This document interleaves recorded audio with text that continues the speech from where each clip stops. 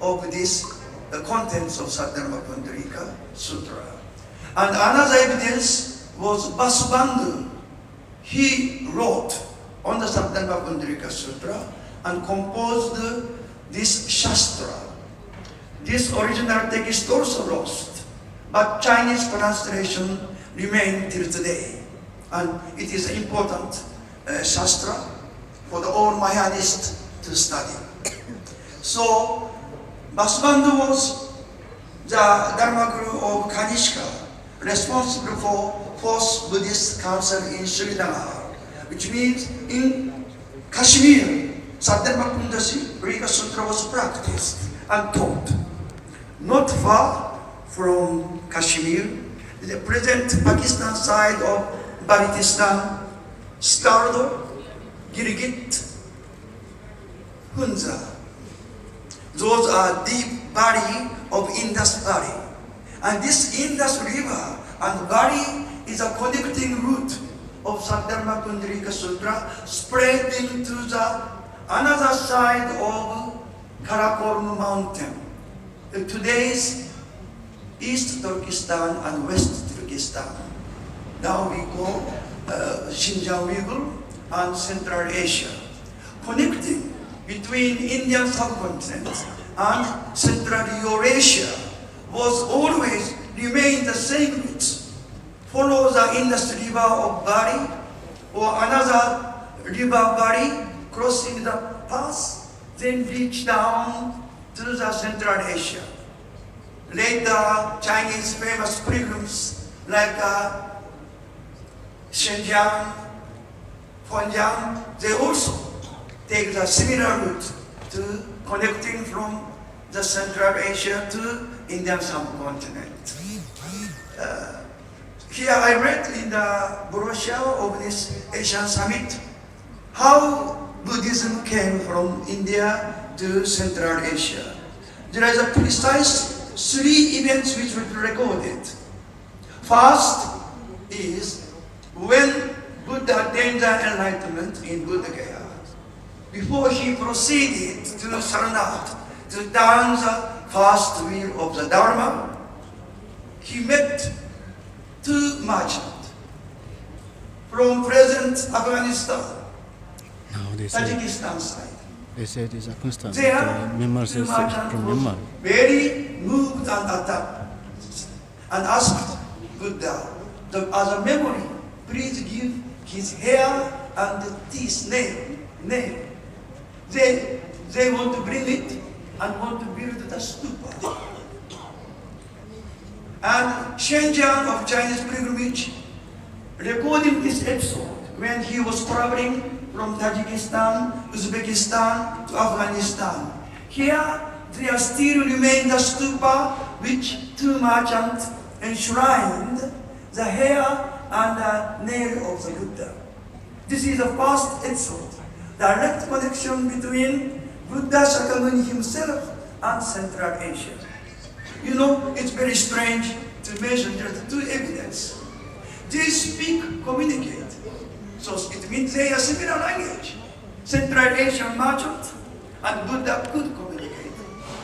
Second, stupa. They ask how to enshrine the hair and nails.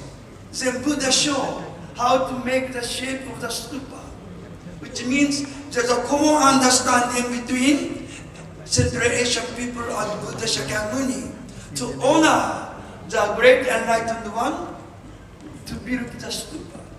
This idea also shared already at the very time of the Buddha. Second episode of connection between India and Central Asia is Vishwakarma. He is famous to first create the statue of the Buddha. When Buddha went to the heaven to meet his mother, Maya Devi. Then in this world, nobody can meet the Buddha. Everybody missed Buddha. Then Vishwakarma went to the heaven and imitate the Buddha's image and create the Buddha statue. It is, according to our Buddhist literary, it is the first Buddha stupa, Buddha image first created. In honor of the history of the Buddhist from Riyadh. Is anyone from Riyadh today? Not far from Riyadh capital, Ulaanbaatar. There was a legend. They keep this statue. Vishwakarma created the first Buddha statue. And now this is kept in Riyadh. This is what I learned. Third episode, seems to be more real one. King Ashoka had a son, Kunara, the beautiful prince. He was sent to Takshila as a governor. He was so beautiful. And the stepmother wanted to be affair with the son, Ashoka's son, Kunara. Of course, Prince Kunara refused to any request from the stepmother. And she made a conspiracy to blind his beautiful eye and expelled from the host of royal prince of Ashoka. And he blinded his eye by himself, and he was expelled and became a blind beggar and walking back from Takshila to Pataliputra, his palace. There, Father Ashoka discovered this sad story. Then Ashoka punished all administration who participated in this conspiracy in Takshila. And those people were expelled. They went to the present Khotan and created the first Buddhist kingdom of Khotan. And it is the first history how Buddhism came from Takshila to Central Asia. This is also 3 episodes. I like to say, in this way, Central Asia and India, and as I mentioned, this Skardo and Khotan, and this route is a very route connecting always with India and Central Asia. First, Saddharma Pundarika Sutra was translated in Chinese by great translator monk Kumarajiva. He is a prince of Kucha. He was first the Hinayanist monk. He studied all Theravada doctrines, but he met his first Mahayana master. His name is Surya Soma. He is also prince of Yarkand of Uyghur. And when teacher Surya Soma gave Saddharma Pundarika Sutra to Kumarajiva, he said, Buddha passed nirvana like a sun set in the west. When sun set in the west, last light will illuminate the east sky. In this way, the last great teaching of Buddha of Saddharma Pundarika Sutra will go from the west to the east. You should bring this teaching to the east direction.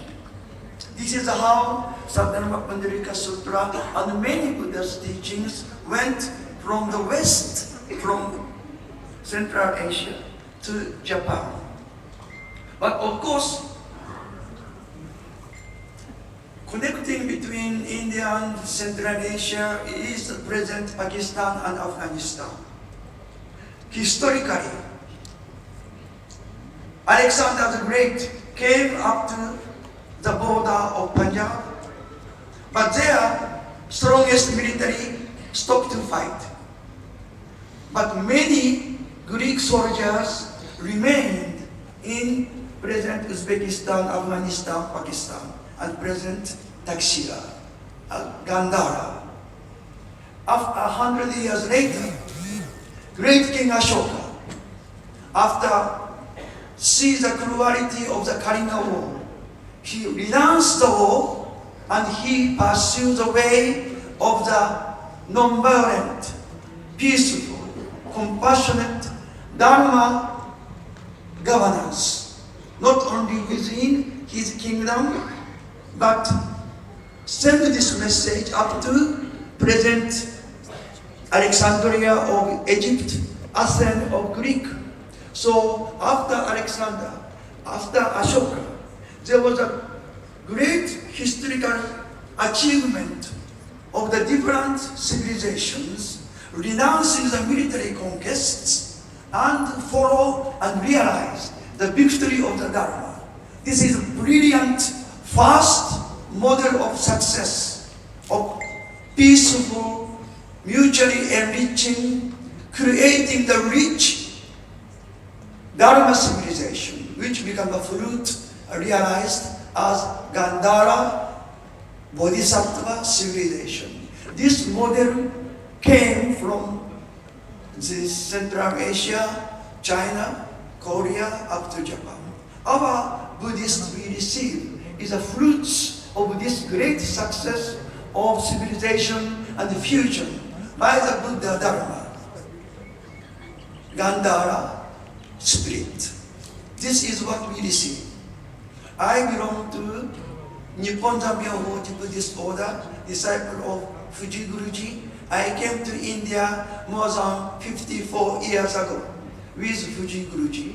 And my first work as a monk was building the Kalinga Shanti Stupa near Bhubaneswar. This is the battlefield of the Kalinga War. Here, Ashoka awakened and chose the path of Dharma victory governance. Most successful, peaceful global governance model that started in Kalinga, where we built Shanti Stupa. 3 years we built by our own hand. In those days there was no machine. Only by hand we built Shanti Stupa. 3 years. It is my work as a monk.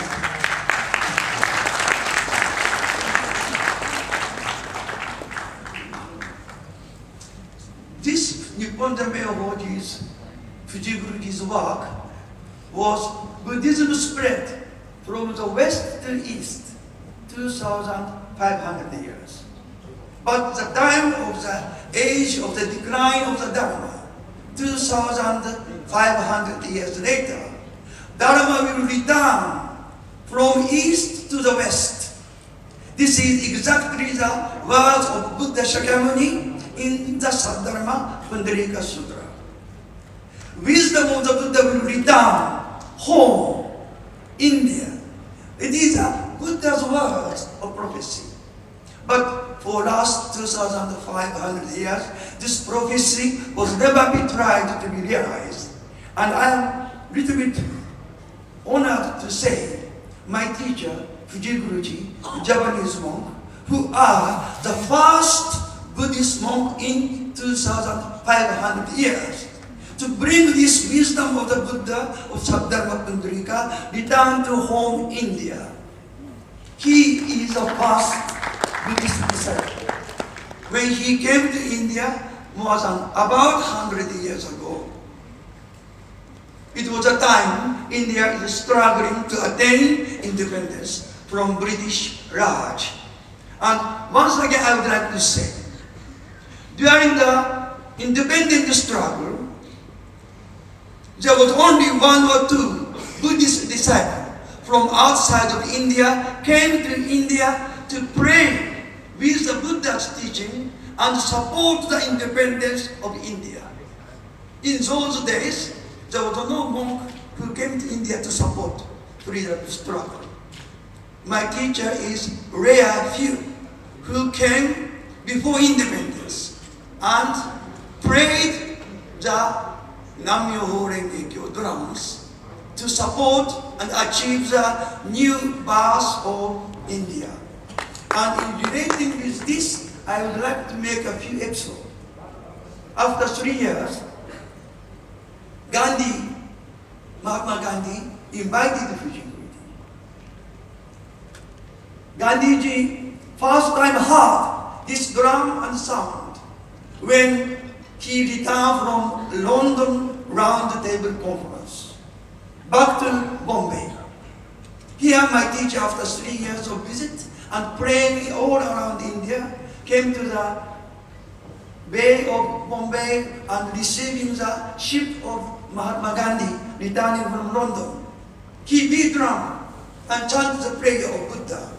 This is the first time Mahatma Gandhi saw and hear this prayer. Gandhiji asked the people, वो कौन सा स्वामी जी है, बजाता है, प्रार्थना करता है, कौन है? Nobody could answer. We don't know. But this monk is every day and night walking the street of Bombay and beating drum. I don't know. Nobody knows. Who are he? He is maybe from China or Tibet or Korea. But everybody knows. He beat drum and pray all the street of Bombay day and night. Gandhi, what he felt after he returned from London.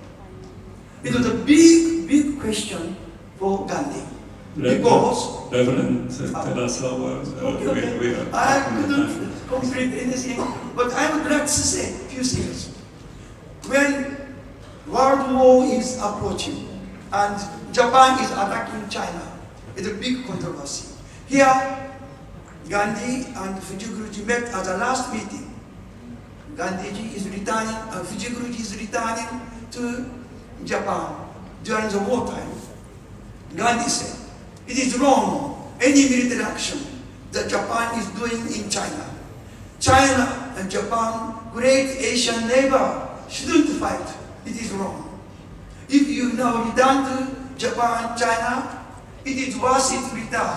After this terrible war is over, you should prepare the ground that in near future, Japan, China, and India together on the legacy of the teaching of the Buddha, we should work together and create the new era of peace between all Asia, working together on the Buddha's legacy. It was the last words of Mahatma Gandhi to my teacher Fujiguruji. It is a vision Mahatma Gandhi already expressed. This is exactly what Asian Buddhist Summit for today. Thank you. So I will over.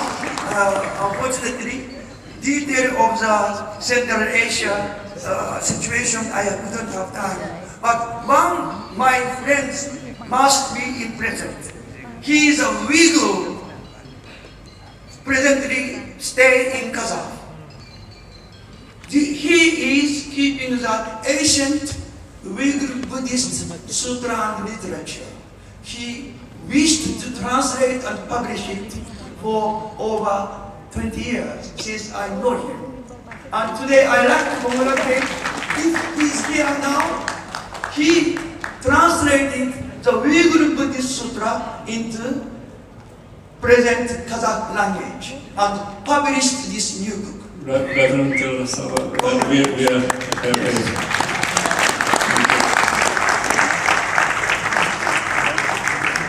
all the topic is